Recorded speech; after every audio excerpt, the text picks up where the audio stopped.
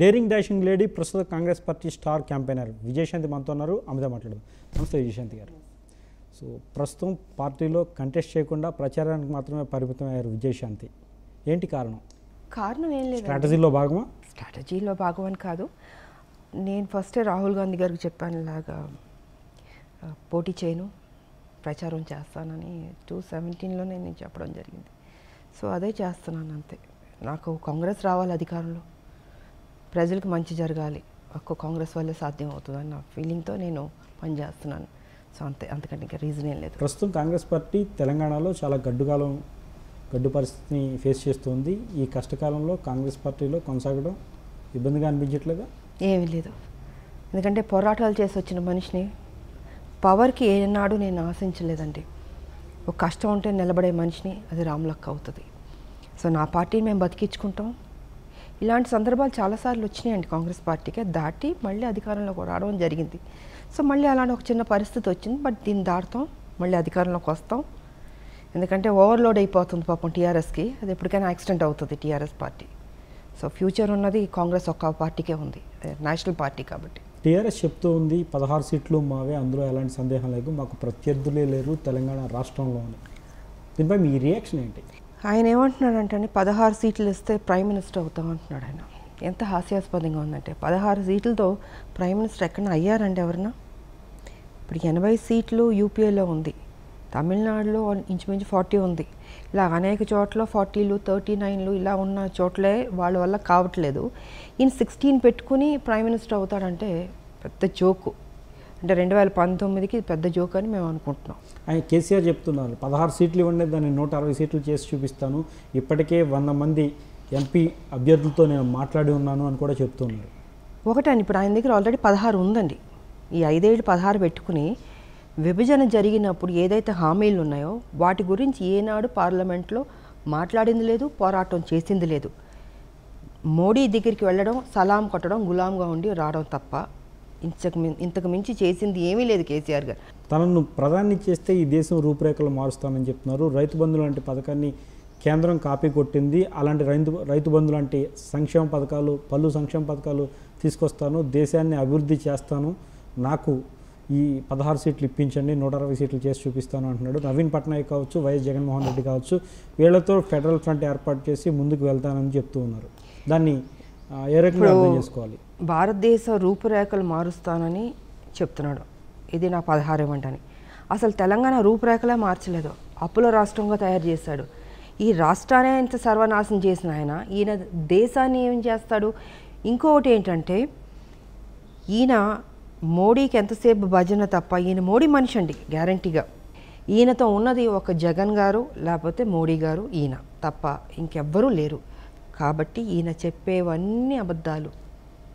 ఆయన చెప్తున్నారు ఎన్డీఏకి 150 నుంచి 160 సీట్లు, యూపీఏకి 110 నుంచి 120 సీట్లు మించి రావు, ప్రత్యామ్నాయం మేము అవుతామని చెప్తున్నారు. ఎలా అవుతారండి? ఎవరు ఈయన పక్కన లేరు కదా, లేనప్పుడు ఎలా అవుతాడు ఆయన ప్రత్యామ్నాయం? జాతీయ పార్టీలు ఉన్నది ఒకటి కాంగ్రెస్ అండ్ బీజేపీ. బీజేపీ 5 ఏళ్ల పరిపాలన ఏ రకంగా చేసి ఎంత భయభ్రాంతులకు గురి చేశారు, అది డిమానిటైజేషన్ కావచ్చు, జీఎస్టీ కావచ్చు, లేకపోతే బ్యాంకుల్లో ఉన్న డబ్బుల్ని ఎలాగా ఈ మోడీ వాళ్ళు విదేశాలకు తీసుకెళ్ళిపోయారు. విదేశాల్లో ఉన్న డబ్బులు తీసుకొచ్చి అందరు బ్యాంక్ ఖాతాలో 15 లక్షలు వేస్తానన్న పోయి, ఇక్కడ కష్టపడి దాచుకున్న డబ్బులు ప్రజలు వాళ్ళ డబ్బులు కూడా విదేశాలకు వెళ్ళిపోయి తీసుకెళ్ళిపోతే ఈయన చూస్తూ ఉంచున్నాడు. సో ఏ రకంగా చూసినా మోడీని మాత్రం యాక్సెప్ట్ చేసే పరిస్థితిలో ఏ ఒక లీడరు లేరు, ప్రజలు కూడా లేరండి. అందరూ కాంగ్రెస్ వైపే చూస్తున్నారు.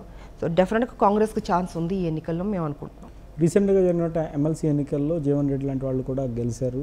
సో కాంగ్రెస్ పరిస్థితి కొంచెం ఆశావహ దృక్పథంతో వెళ్తున్న పరిస్థితి అనిపిస్తుంది. దీన్ని చూస్తే ఏమనిపిస్తుంది మీకు? అంటే అక్కడ వచ్చి బ్యాలెట్ బాక్స్లో ఎన్నికలు జరిగింది కాబట్టి కరెక్ట్గా వచ్చింది. అదే ఈవీఎం ఉంటే, ఈవీఎం ద్వారా వెళ్ళుంటే ట్యాంపరింగ్ జరిగేది.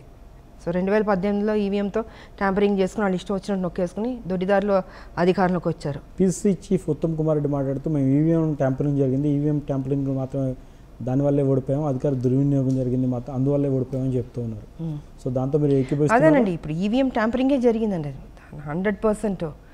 ఎందుకంటే ఇది జిహెచ్ఎంసీ దగ్గర నుంచి జరుగుతూ వస్తుందండి ఇది. కాంగ్రెస్ పార్టీకి 130 సంవత్సరాల చరిత్ర ఉంది. ఇలాంటి ముఖ్యమంత్రులని చాలామందిని కాంగ్రెస్ పార్టీ చూస్తుంటుంది. ఎందుకు కాంగ్రెస్ పార్టీ ఆ స్ట్రాటజీలో ఎందుకు వెనకబడి ఉంటుంది? ఎందుకు వేసే ప్రతి అడుగు తప్పటడుగు అవుతుంది?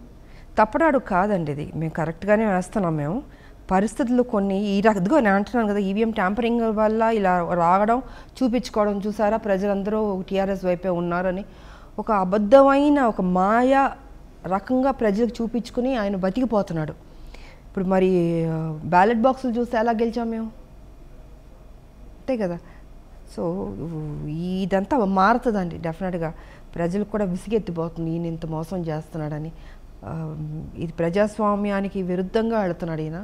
అది ఎక్కడో చోట తగులుతుంది, మొత్తం కొలాప్స్ అవుతుంది టీఆర్ఎస్ అని నేను అనుకుంటున్నాను. మేము నిన్న జరిగిన ఒక పబ్లిక్ మీటింగ్లో మీరు మాట్లాడుతూ 2019 ఎన్నికలు, పార్లమెంట్ ఎన్నికల తర్వాత రాష్ట్రంలో మార్పులు రాబోతున్నాయి, పార్టీ నాయకత్వం మారబోతుంది అని చెప్పారు. విజయశాంతి ఏమైనా పీసీసీ చీఫ్ అవబోతుందా? అంటే నేను ఏ ఉద్దేశంతో చెప్పానంటే అండి, ఇప్పుడు ఆల్మోస్ట్ చాలామంది మా పార్టీని వీడి మేము లాస్ట్ టైం ప్రచారం చేసి గెలిపించిన లీడర్లు, ఎమ్మెల్యేలు వాళ్ళందరూ పార్టీ విడిచి టీఆర్ఎస్లో వెళ్ళడం జరిగింది. సో దాని తర్వాత ఏం చేయాలి మేము? ఆఫ్టర్ దిస్ పార్లమెంట్ ఎన్నికల తర్వాత ఎవరెవరు వెళ్ళిపోయారో అవన్నీ ఫిల్ చేయాలి. సో మంచి లీడర్స్ని తీసుకోవాలి. ఏ లీడర్లు వెళ్ళిపోయారో వాళ్ళని మించి మేము బెస్ట్ లీడర్లు మేము తీసుకొచ్చి మా కాంగ్రెస్లో ఫిల్ చేయాలని మేము నాయకత్వం మారుతుంది అన్నారు.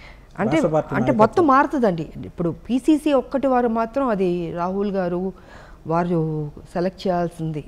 ఇప్పుడున్న ప్రస్తుత పరిస్థితుల్లో కాంగ్రెస్ పార్టీ నుంచి ఎమ్మెల్యేలు ఇప్పటికే 10 మందికి పైగా వెళ్ళిపోయారు. మిగిలిన వాళ్ళు కూడా క్యూ కడుతున్నారు. మీకున్న 19 మందిలో మిగిలిన వాళ్ళందరూ కూడా టీఆర్ఎస్కి వెళ్ళిపోతున్నారు. వెళ్ళిపోయే క్రమంలో మేము అభివృద్ధి కోసం వెళ్తున్నాం, బంగారు తెలంగాణ భవిష్యత్తు కోసం మాత్రం వెళ్తున్నాం అని చెప్తూ ఉన్నారు. సో వీళ్ళ కనపడింది వచ్చి 30 కోట్లు ఒక్కొక్కళ్ళకి సంతలో మొత్తం పశువులు కొన్నట్టు కొంటున్నారు.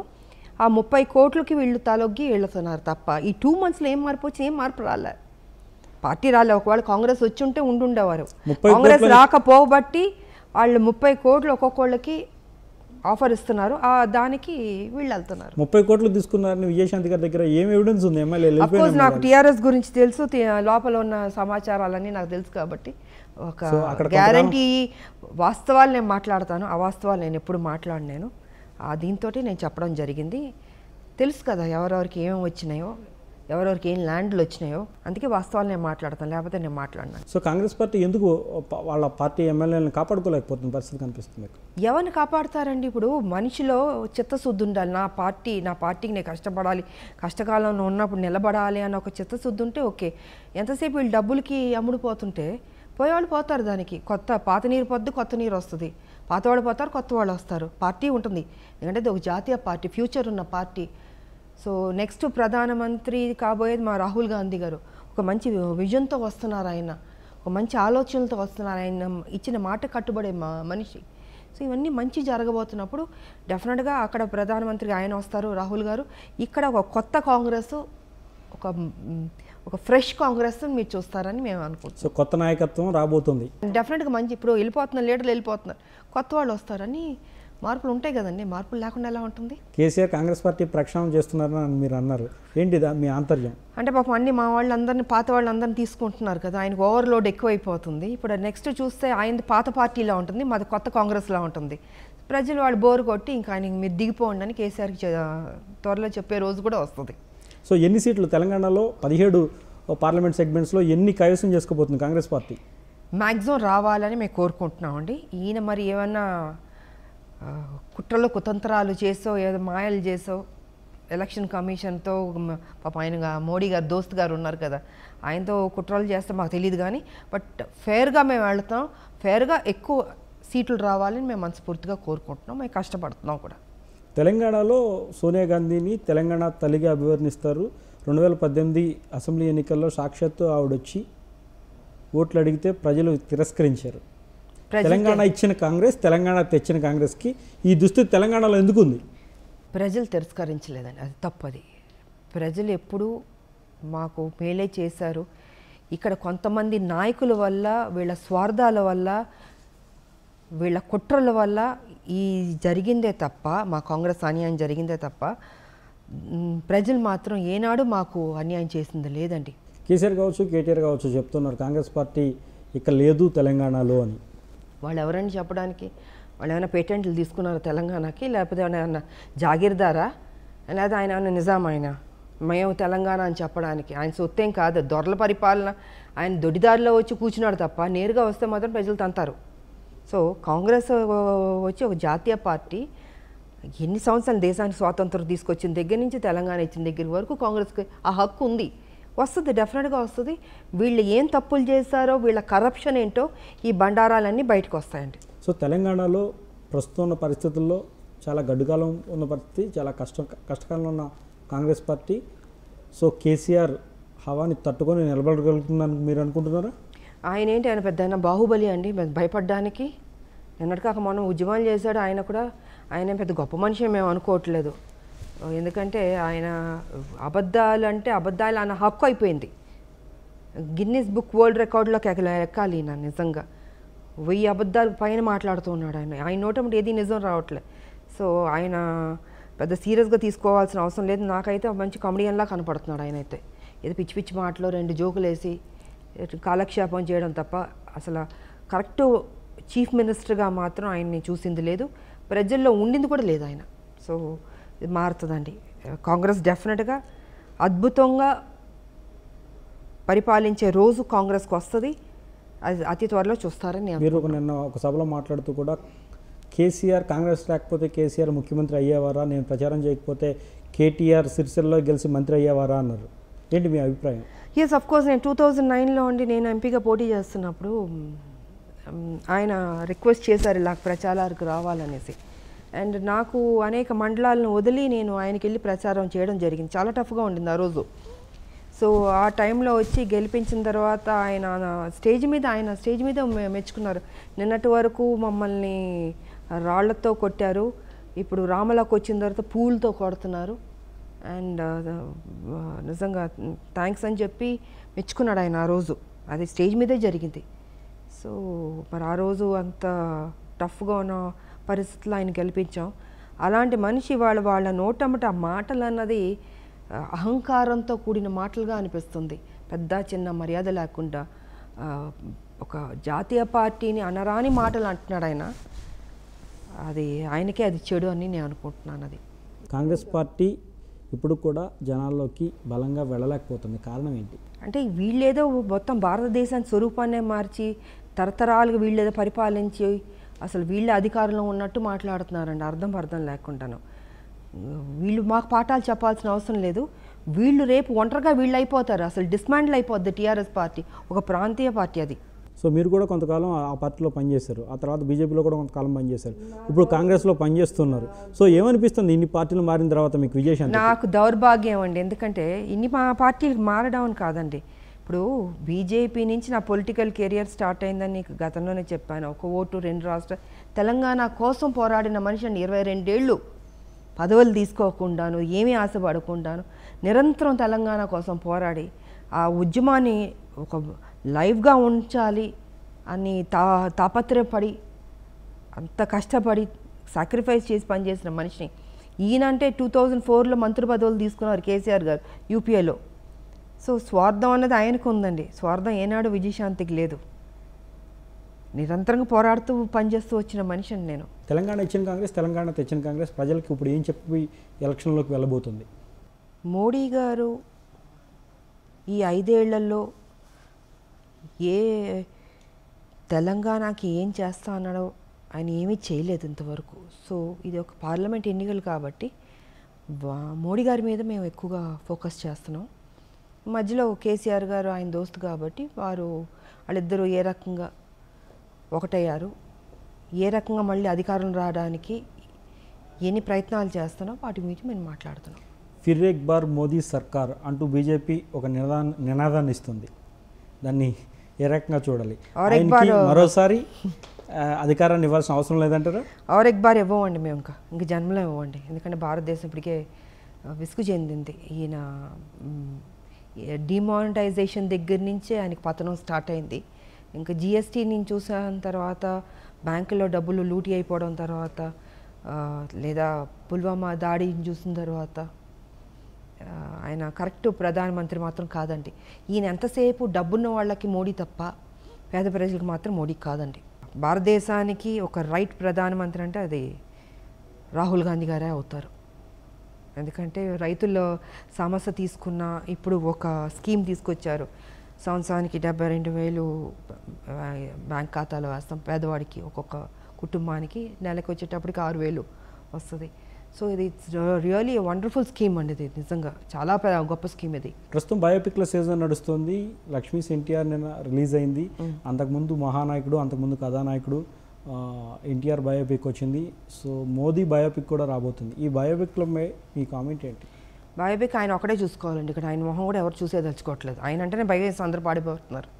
సో ఆ బయోపిక్ ఆయన అంత దేశానికి గొప్ప పని చేసింది ఏం లేదు కదా ఈయనకు బయోపిక్. ఇప్పుడు మహాత్మా గాంధీ గారు కావచ్చు, లేకపోతే నెహ్రూ గారు కావచ్చు, ఇందిరాగాంధీ గారు కావచ్చు, లేకపోతే మా సోనియా గాంధీ గారు కావచ్చు, అనేక వాజ్పేయి గారు కావచ్చు, అద్వానీ గారు కావచ్చు, ఎంతోమంది గ్రేట్ లీడర్స్ ఉన్నారండి. వాళ్ళ లైఫ్ గురించి చూపిస్తే చూడడానికి ఇంట్రెస్ట్ ఉంటుంది. ఈయనది ఏముంటుందండి, ఎంతసేపు డిమానిటైజేషన్ కనపడుతుంటుంది, జిఎస్టీ కనపడుతుంటుంది, బ్యాంకులో స్వచ్ఛ భారత్ లాగా బ్యాంకులు లూటీ అయి నీట్గా క్లీన్ చేసేయడం కనపడుతుంటుంది, పుల్వామా దాడి కనపడుతుంటే లేని చోట వెళ్ళి బాంబులు కొట్టారని చూపిస్తుంటారు. ఇక ఎన్టీఆర్ బయోపిక్, లక్ష్మీస్ ఎన్టీఆర్ బయోపిక్ సంబంధించి మీ కామెంట్ ఏంటి? నేను చూడలేదండి, నేను రెండు చూడలేదు. నేను ఎన్టీఆర్ బయోపిక్ చూడలేదు, లక్ష్మీపార్వతి లేదండి, బికాజ్ నేను ఈ ఎన్నికల దీంట్లో ఉన్నాను, మా పార్టీ పనిలో ఉండబట్టి నేను చూడలేదు. చూస్తే చెప్పగలుగుతాను ఎలా ఉందని. బాలకృష్ణ చెప్తున్నారు సినిమా యాక్టర్లు రాజకీయాల్లోకి రావాల్సిన అవసరం లేదు, అమితాబ్ వచ్చి ఏం చేశారు, చిరంజీవి వచ్చి ఏం చేశారు, మేము వేరు, మా బ్రీడ్ వేరు, మా బ్లడ్ వేరు, కాబట్టి మేము రాజకీయాల్లో రాణిస్తున్నాం అని చెప్పారు. దీన్ని ఏ రకంగా చూడాల్సి ఉంటుంది? ఐ థింక్ ఇది అర్థం లేని స్టేట్మెంట్ అండి. వీటి గురించి మాట్లాడడం కూడా వేస్ట్ అనుకుంటున్నాను. చిన్నపిల్లలు మాట్లాడేటట్టుంది. I don't want to comment. So Balakrishna మాట్లాడితే మీకు చిన్నపిల్లలు మాట్లాడినట్టు అనిపిస్తుందా? మీరు చెప్పింది చూస్తుంటే నాకు అది మరి తను ఏ ఉద్దేశంతో అంటున్నాడో, ఏం మాట్లాడుతున్నాడో తనకే అర్థం కావట్లేనప్పుడు మాకేం అర్థం అవుతుంది, చిన్నపిల్లలు మాట్లాడినట్టు అనిపిస్తుంది నాకైతే. సో రాజకీయాల్లో విజయశాంతి టార్గెట్ ఏంటి? టార్గెట్ కాంగ్రెస్ను అధికారంలో తీసుకురావాలి, మంచి నాయకులు రావాలి, హెల్దీగా కాంగ్రెస్ ఉండాలి, ఈ భారతదేశాన్ని ఒక మంచి దారిలో పెట్టే ప్రధానమంత్రిగా మా రాహుల్ గారు ఉండాలి, మా కాంగ్రెస్ తరఫు నుంచి ఒక ఫ్యూచర్లో ఒక మంచి ముఖ్యమంత్రి మా తెలంగాణకు ఉండాలి అని నేను కోరుకుంటున్నాను. విజయశాంతి ఏం ఆశించి రాజకీయాల్లోకి వచ్చారు? తెలంగాణ సాధించాలనే దాంతో వచ్చాను నేను. సో పోరాటం చేశారు, తెలంగాణ వచ్చింది. సో ఎవరు తెచ్చినా ఎవరు ఇచ్చినా తెలంగాణ వచ్చింది, పోరాటం చేశారు. ఇప్పుడు చూస్తున్న తెలంగాణ 2 లక్షల కోట్ల అప్పు ఉంది, సంవత్సరానికి వచ్చి 11,000 కోట్ల వడ్డీ కడుతున్నాం. ఇప్పుడు చూస్తున్న తెలంగాణ ఏమనిపిస్తుంది మీకు? చాలామంది తెలంగాణ వాదులు అంటున్నారు అప్పులో ఊబిలో కురికిపోతున్నాం అని ఆందోళన చెందుతున్నారు తెలంగాణ వాదులంతా. ఇప్పుడు చూస్తున్న తెలంగాణని మీరు పోరాటం చేసి తీసుకొచ్చిన తెలంగాణ ఏ రకంగా చూస్తారు మీరు? బాధ వేస్తుందండి. మేము కోరుకున్న తెలంగాణ వేరు, ఇవాళ ఈ తెలంగాణ వేరు, అప్పుల్లోకి వెళ్ళిపోయింది. దేనికి అప్పులు చేశాడు ఈయన ఏం అర్థం కావట్లేదు. అందుకే దొరల పరిపాలన ఉండకూడదు, ప్రజాస్వామ్యం పరిపాలనగా తెలంగాణ ఉండాలని మేము కోరుకుంటున్నాం. మా ఉద్యమకారులు కావచ్చు, తెలంగాణ ప్రజలు కావచ్చు, ఇది మార్పు రావాలి. దిశగా మేము అందరం పోరాటం చేసి మా కాంగ్రెస్ని తెచ్చుకుంటేనే తెలంగాణ బాగుపడుతుంది. లేకపోతే ఇది ఒక ఎడారిలా మారిపోద్దేమో అని భయం వేస్తుంది తెలంగాణ. మీరు టీఆర్ఎస్ని చూశారు, బీజేపీని చూశారు, కాంగ్రెస్ని చూశారు. ఈ పార్టీల్లో మీకు అనిపించిన స్పష్టమైన తేడా ఏంటి? బీజేపీ నేను చూసింది వచ్చి ఒక ఓటు 2 రాష్ట్రాలు, ఆ దిశగా నేను దానికోసం ప్రయత్నం చేశాను. వాజ్పేయి గారు, అద్వానీ గారు వచ్చే సమయానికి ఇద్దాం అనుకుంటున్న సమయానికి కొంతమంది సమైక్యవాద నాయకులు ఆ రోజు అడ్డుపడడం జరిగింది. అందుకే వాళ్ళు తెలంగాణ ఇవ్వలేకపోయారు. అదే గనక ఇచ్చుంటే ఇవాళ ఈ టీఆర్ఎస్ అన్న పార్టీ ఉండేదే కాదు. సో వాళ్ళు చేసిన మొదటి తప్పు బీజేపీ వాళ్ళు తెలంగాణ ఇవ్వకపోవడం. ఏది వాళ్ళు ప్రామిస్ చేసి నిలబెట్టుకోలేకపోయారు. ఇక టీఆర్ఎస్ అంటారా, ఉద్యమాల సమయంలో ఉన్నప్పుడు వేరు, ఇవాళ వాళ్ళ అధికారంలో ఉన్నప్పుడు వేరు. మా కాంగ్రెస్ని తీసుకుంటే ఇప్పుడు రాహుల్ గాంధీ గారు నాయకత్వంలో మేము అందరం పనిచేస్తున్నాం. ఆయన మాట ఇస్తే కట్టుబడే వ్యక్తి. సో ఒక క్లారిటీ తోటి ఒక మంచి ఫ్యూచర్ మాకు ఉంటుందని ఒక ఉద్దేశంతో మేము అనుకుంటున్నాం. అది డెఫినెట్గా జరుగుతుంది కూడా తెలుస్తుంది. గత ఎన్నికల్లో చంద్రబాబుతో పొత్తు పెట్టుకోవడం వల్లే తెలంగాణలో కాంగ్రెస్ నామరూపాలు లేకుండా పోయింది అని కాంగ్రెస్ క్యాడర్ అంటుంది. దాంతో మీరు ఏకీభవిస్తున్నారా? నామరూపాలు లేకపోయిందని ఆ పదం వాడక్కర్లేదు, కానీ అంటే చంద్రబాబు గారు విషయంలో మాత్రం తెలంగాణ కొంత నెగిటివ్ ఉందండి. ఆయన్ని ఇంకా ఇష్టపడతలేదు మా తెలంగాణలో. సో ఆ ఉద్దేశంతో నేను కూడా అన్నాను, నేను వద్దు పొత్తు లేకుండా మనం వెళ్ళొచ్చని. కానీ ఆయన కొన్ని కారణాల వల్ల పొత్తు పెట్టుకోవాల్సి వచ్చింది. బికాజ్ బీజేపీ వల్ల ఆయన మాకు కాంగ్రెస్కి సపోర్ట్ చేస్తున్నాం, అటు ఢిల్లీలో సపోర్ట్ చేస్తారు కాబట్టి ఇటు వస్తామన్న ఫీలింగ్తో రావడం జరిగింది. ఆ కొన్ని పరిస్థితుల వల్ల పెట్టుకోవడం జరిగింది. బట్ ఇంకా స్టిల్ తెలంగాణలో మాత్రం చంద్రబాబు గారి మీద కొంత నెగిటివ్గానే ఉన్నారు. అంటే ఆ ఉద్యమాల టైం అప్పుడు ఆయన మాకు సపోర్ట్ చేయకుండానో ద్వంద్వ వైఖరి వల్ల అది ఇంకా పడిపోయింది. ఉందా మైండ్లో. కేసీఆర్ చెప్తున్నారు చంద్రబాబుకి నేను తప్పక రిటర్న్ గిఫ్ట్ ఇస్తానని. దానిపై మీ రియాక్షన్ ఏంటి? మరి వాళ్ళ గిఫ్ట్లు రిటర్న్ గిఫ్ట్లు ఏంటో మరి మాకు తెలీదు. వీళ్ళు గిఫ్ట్లు ఇచ్చుకోవడం పక్కన పెట్టి మా తెలంగాణకి మేలు చేస్తే బాగుంటుంది మేము అనుకుంటున్నాం. సో వాళ్ళ గిఫ్ట్ల గురించి మేము పెద్ద సీరియస్గా కూడా తీసుకోవట్లేదండి. ఇద్దరు చంద్రుళ్ళు మైండ్లో ఏముంటుందో వాళ్ళకే తెలియాలి. మూడీగా ఉంటుంది అది చంద్రుడు అంటేనే. సో జగన్కి సపోర్ట్ చేస్తున్నారు. జగన్ సపోర్ట్ చేయడమే కాదు 1000 కోట్లు ఫండింగ్ చేస్తున్నారు. సో తెలుగుదేశం పార్టీలో ఉన్న ముఖ్య నేతల్ని భయపెట్టి బెదిరించి కేసీఆర్ జగన్ పార్టీలో జాయిన్ చేస్తున్నాడని చంద్రబాబు నాయుడు ఆరోపిస్తున్నారు. ఇప్పుడు ఒకటండి, ఏదైనా ఒక స్టాండ్ తీసుకుంటే ఆ స్టాండ్ కట్టుబడాలి కేసీఆర్ గారు. చంద్రబాబు పొత్తు ఉన్నప్పుడు ఆయన ఏ మాటలు మాట్లాడారో మీ అందరికీ తెలుసు. చంద్రబాబుతో పొత్తుంటే అందరూ అమరావతికి వెళ్ళాలా, అక్కడికి వెళ్ళి అడుక్కోవాలా, ఇలాంటి మాటలు మాట్లాడారు. అసలు ఉండకూడదు, ఆంధ్ర పార్టీ ఆంధ్ర నాయకుడు ఉండకూడదు అని అన్నారు. మరి జగన్ గారితో ఈయన పొత్తు పెట్టుకుని ఈయన జగన్ గారు ముఖ్యమంత్రి అవ్వాలి, ఆయన సపోర్ట్ చేస్తుంటే మరి ఆయన అక్కడ ఇక్కడ లేరు కదా, ఆయన అమరావతిలో ఉంటారు కదా, అప్పుడు అమరావతికి వెళ్ళాలా? ఒక స్టాండ్ తీసుకుంటే దానికి కట్టుబడండి. ఆంధ్రాకు సంబంధించిన పార్టీలు ఎవరికి ఉండకూడదు అని పెట్టండి. కొంతమంది నేతలు వారి స్వార్థ రాజకీయం కోసం తెలుగు ప్రజల మధ్య చిచ్చు పెట్టారు. సో చిచ్చు పెడుతున్నారు, ఇది పద్ధతి కాదని పవన్ కళ్యాణ్ అంటున్నాడు. అవునండి, ఇప్పుడు ప్రజల్ని అనే హక్కు ఎవరికీ లేదండి, అది తప్పు. తెలంగాణ ప్రజలైనా సరే ఆంధ్ర ప్రజలైనా వాళ్ళు ప్రజలు మంచోళ్ళు. ఈ నాయకులు కొంత గేమ్ ఆడుతున్న మాట మాత్రం వాస్తవం అండి. సో వీళ్ళని మనం తిట్టాలి కానీ ప్రజలు ఏం చేశారనేసి వాళ్ళు అనాలి, తప్పు. చాలామంది ఇప్పుడు సినీ తారలు కావచ్చు, అలాగే ఆర్టిస్టులు కావచ్చు, చాలామంది చాలా పార్టీలో చేరుతున్నారు. ప్రకాష్ రాజు ఒక పార్టీ క్యాంపెయిన్ చేస్తున్నారు, మీరు ఒక పార్టీ క్యాంపెయిన్ చేస్తున్నారు. అలాగే కొంతమంది యాక్టర్స్ కూడా వివిధ పార్టీలకి క్యాంపెయిన్ చేస్తున్నారు. అంటే స్టార్స్ క్యాంపెయిన్ చేయటం వల్ల ఓట్లు రాలుతాయని మీరు అనుకుంటున్నారా? ఇప్పుడు స్టార్ క్యాంపెయిన్ అనేది జస్ట్ 25% అంటే ఇది. మిగతాది ఏంటంటే క్యాండిడేట్ మీద ఉంటుంది, ఆధారపడి ఉంటుంది. ఆయన పర్ఫార్మెన్స్ ఏంటి, ఆయన ఏం చేస్తున్నాడు, ఆయన ప్రజలకి గతంలో ఏం చేశాడు, ఇప్పుడు ఏం చేయబోతున్నాడు. సో మిగతాదంతా క్యాండిడేట్ల మీద ఉంటుంది తప్ప ఏ స్టార్ అయినా కూడా 25% ఉంటుందండి. ఇది వాళ్ళని ఎంకరేజ్ చేయడం, కొన్ని విషయాలు వాళ్ళ దగ్గరికి తీసుకెళ్ళడం. బికాజ్ స్టార్స్ అంటే చెప్పింది కొంత అర్థం ఫాస్ట్గా వెళుతుందండి పబ్లిక్లోకి.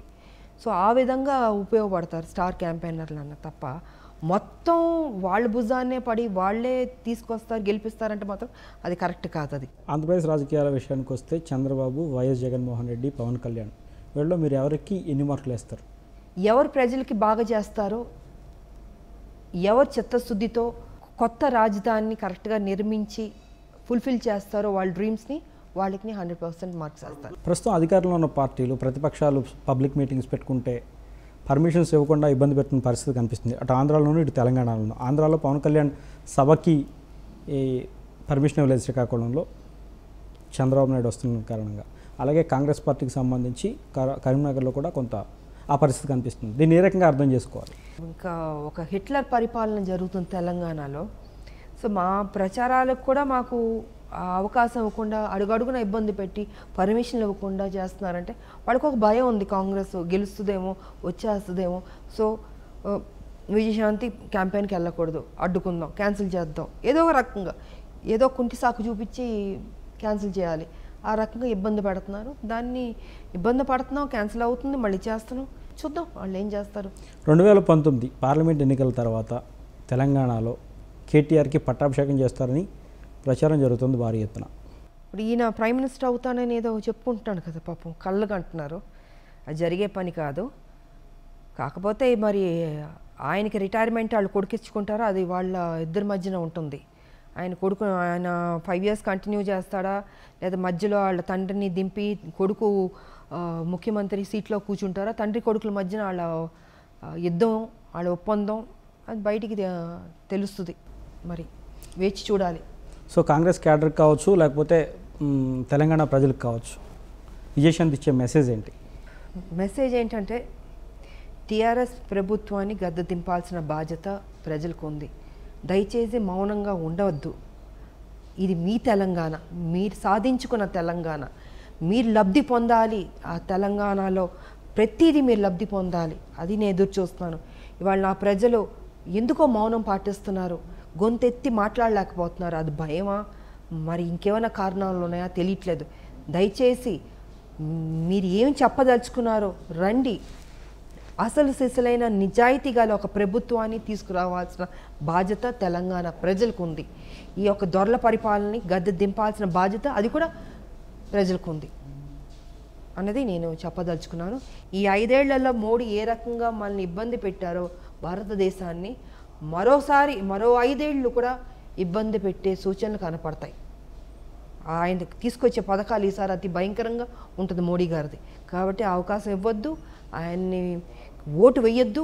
ఈయనకి ఓటు వేస్తే ఆయనకు వెళ్తుంది మోడీ గారికి అని తెలియజేసుకుంటూ కాంగ్రెస్ని గెలిపించుకుని హెల్దీగా ఉన్న తెలంగాణ, సేఫ్ హ్యాండ్స్లో ఉన్న భారతదేశాన్ని, దానికి ఒక మంచి ప్రధానమంత్రిని అంటే రాహుల్ గాంధీ గారిని ఎన్నుకోవాల్సిన బాధ్యత భారతదేశ ప్రజలు కానీ తెలంగాణ ప్రజలు కానీ ఉందని కూడా తెలియజేసుకుంటున్నాను. Okay, thank you. తెలంగాణ భవిష్యత్తు కోసం తెలంగాణ భవిష్యత్తు కాంగ్రెస్ పార్టీ చేతుల్లో ఉన్నదని, కాంగ్రెస్ పార్టీ మాత్రమే తెలంగాణకు న్యాయం చేయగలదని, కాంగ్రెస్ పార్టీకి ఓటు వేయాలంటున్నారు విజయశాంతి. ఇది ఇవాల్టి వ్యూ పాయింట్. చూస్తూనే ఉండండి 99 టీవీ.